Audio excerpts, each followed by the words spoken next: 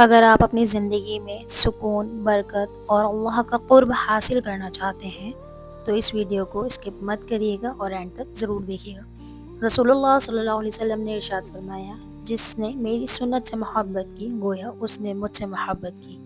السلام علیکم ورحمۃ اللہ وبرکاتہ۔ میں ہوں اقرا ناز، آپ کی دینی بہن۔ آج اس ویڈیو میں ہم بات کرنے والے ہیں سونے کی سنت کے بارے میں۔ آج ہماری سنت کا سیکنڈ ڈے ہے، سیکنڈ سنت کے بارے میں ہم بات کرنے والے ہیں۔ تو چلیے شروع کرتے ہیں سونے کی سنت کے بارے میں۔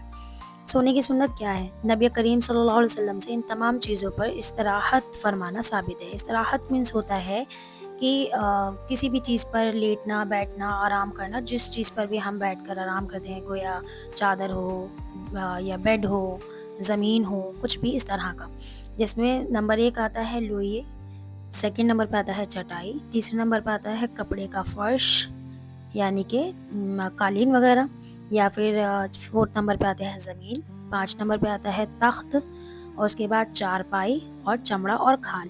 پہلے کے ٹائمنگ میں چمڑا اور کھال کا استعمال کیا جاتا تھا، تو اس میں وہ بھی مخاطب ہے کہ چمڑا اور کھال کے بعد باوضو سونا سنت ہے۔ جب اپنے بستر پر آئیں تو اپنے بستر کو 3 مرتبہ جھاڑ دیں۔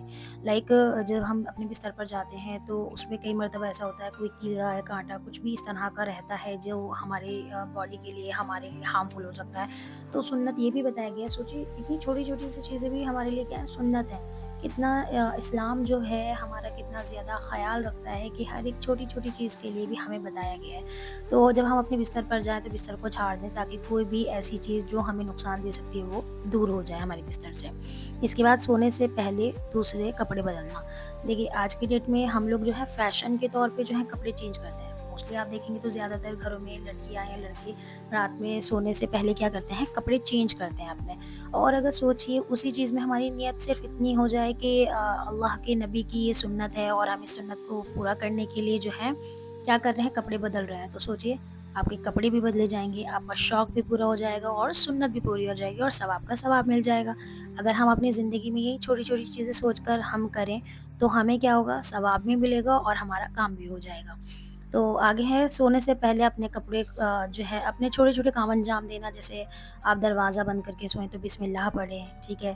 اس کے بعد اپنی لائٹ کو آف کر دیں، اور جو بھی پانی پینے کا برتن وغیرہ ہے اس کو ڈھک کر رکھ دیں تاکہ کوئی بھی کیڑا وغیرہ اس میں نہ جائے، اور صبح کو ہم استعمال کریں تو وہ ہمارے لیے مشکل نہ ہو۔ کئی بار رات میں پوری رات ہمیں نہیں پتہ ہوتا، کوئی چیز کھلی رہ جاتی ہے تو کچھ گر گیا اس میں یا کچھ بھی چیز، تو وہ صبح ہمیں تو نہیں پتہ کہ اس میں کیا ہوا ہے، مگر اللہ تعالیٰ بہتر جانتے۔ تو اللہ کیا ہے، سنت طریقہ یہی ہے کہ پہلے ڈھک کر رکھ دیں تاکہ صبح میں جب ہم استعمال کریں تو ہم ہر مشکلات سے، ہر خطرے سے محفوظ رہیں، ہماری حفاظت ہے۔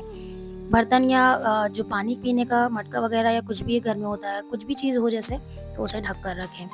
تیسرا ہے عشاء کے بعد غلط قصے اور کہانیوں میں نہ پڑیں۔ جیسے کوشش پوری یہ کرنی چاہیے کہ عشاء کی نماز کے بعد ہمیں زیادہ سے زیادہ سو جانا چاہیے۔ اگر مان لیجیے آپ 10 ساڑھے 10 یا 11 بجے موسٹلی اگر نماز پڑھ کے آپ فارغ ہو جاتے ہیں اور اس کے بعد اگر آپ سو جاتے ہیں تو اب تو ایک تو پوری فریش نیند ملے گی آپ کو، صبح آنکھ کھل جائے گی آپ کی۔ دوسرا کیا ہوگا کہ آپ فضول لغویات سے، فضول گناہوں سے بچ جائیں گے۔ کوشش پوری یہ کریں کہ جو ہے عشاء کی نماز کے بعد سو جائیں، اور کوشش یہ رہنی چاہیے ہماری کہ عشاء کے بعد ہم فضول ایسی محفلوں میں یا ایسی جگہوں پر یا ایسی قصے کہانیوں میں نہ بیٹھیں جس سے ہمیں نقصان ہو۔ ہاں عشاء کے بعد جاگ سکتے ہیں اگر آپ کو کوئی ضروری کام ہو۔ بہتر یہ ہے کہ اگر نہیں ہے ضروری کام تو اپنا آرام کریں اور سو جائیں۔ سوتے وقت ہر آنکھ میں 3 مرتبہ سرما لگائیں۔ یہ سونے کا ایک سنت طریقہ ہے، سرما لگا کر۔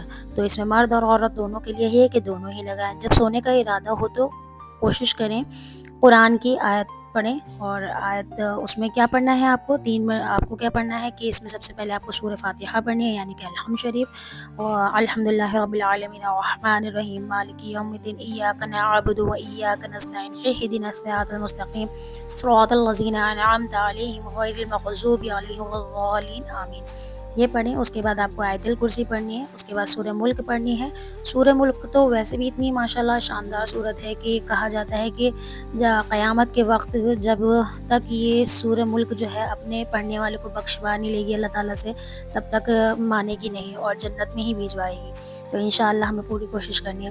اس کے بعد چاروں کل بہت بڑی وہ نہیں ہے، مگر ہم پڑھ لیں تو ہمارے کتنا زیادہ ثواب ہے اس کا۔ اس کے بعد درود شریف پڑھنا، اور اگر زیادہ نہ پڑھ سکیں تو پوری کوشش یہ کریں کہ کم سے کم 2 یا 3 تو آیتیں ہم لوگ پڑھ ہی لیں۔ سونے سے پہلے تسبیح فاطمہ پڑھنا.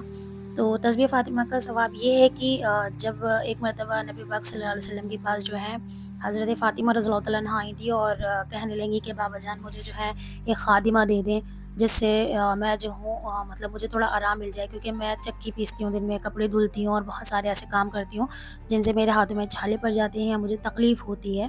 تو آپ صلی اللہ علیہ وسلم نے یہ فرمایا تھا کہ اے فاطمہ کیوں نہ میں آپ کو اس سے بہتر بتا سکوں. تو انہوں نے کہا اللہ کے نبی ضرور. تب آپ صلی اللہ علیہ وسلم نے 33 مرتبہ سبحان اللہ، 33 مرتبہ الحمدللہ اور 34 مرتبہ اللہ اکبر پڑھیں، اور اس کو پڑھ کے اپنے ہاتھوں کی ہتھیلیوں پر دم کر لیں، جس سے آپ کی پورے دن کی تھکان اور ہاتھوں کا درد وغیرہ نکل جائے گا. اس کے بعد آپ کو سوتے وقت داہنی کروٹ پر قبلہ رخ کر کے سنت طریقے سے سونا ہے.